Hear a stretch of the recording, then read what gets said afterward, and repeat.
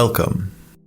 Today we are gonna talk about money, and we'll answer simple questions such as what is money, how is it created, and why can't we just print more of it? Let's start from the beginning. In the last 5,000 years, money has assumed many forms and shapes. There was the barter, which meant direct trade. There was the commodity money, where people traded commodities such as gold, silver, copper, salt, and others. There was the metallic money, where coins of gold and silver were made and used as money. Then there was the paper money, where banknotes were used to trade. And finally, the electronic money, where people use debit and credit cards, for example. Money has also multiple functions, like medium of exchange, measure of value, standard of deferred payment, and store of value. This means that you can trade goods and services with it, you can measure the value of goods and services, you can use debt, and your money can be reliably saved, stored, and retrieved.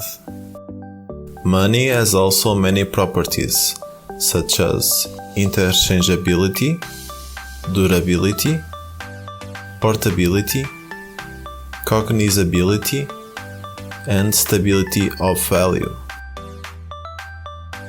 And nowadays there are multiple currencies, being the most important the US dollar, the euro, the Japanese yen, the Great British Pound, the Canadian dollar, and the Swiss franc. And now the question that you have been asking for: how is money created? Each currency must have a central bank, which is the institution that manages the currency, money supply, and interest rates, while also overseeing the commercial banking system. As an example, the central bank of the US is the Federal Reserve, while the central bank of Europe is the European Central Bank. These institutions are the only ones able to create more currency, giving them an immensely influential power in the world's economy. I know what you are thinking. They must have the printers on all day, creating piles and piles of cash. Well, not exactly.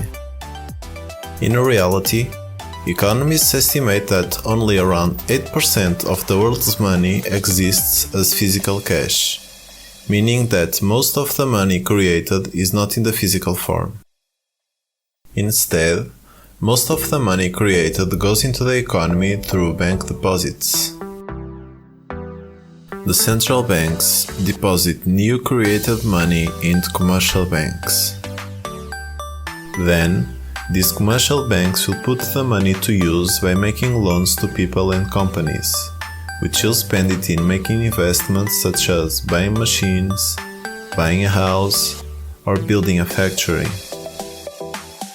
And this means that the money created by the central bank will be used to increase production and create jobs for the economy. If creating money increases production and creates jobs, why can't central banks create enormous amount of new money? The short answer is inflation, the generalized increase in price of goods and services. I will give an example. Imagine an economy with 100 books and $1,000. Each book is worth $10. And now imagine the central bank creates an additional $1,000, meaning that there are now $2,000 in the economy. The number of goods is the same, but money doubled. This means that consumers will feel richer and will buy more books.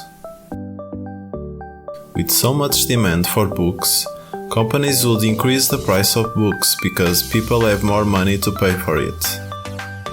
Meaning that in the end, book prices will also double to $20.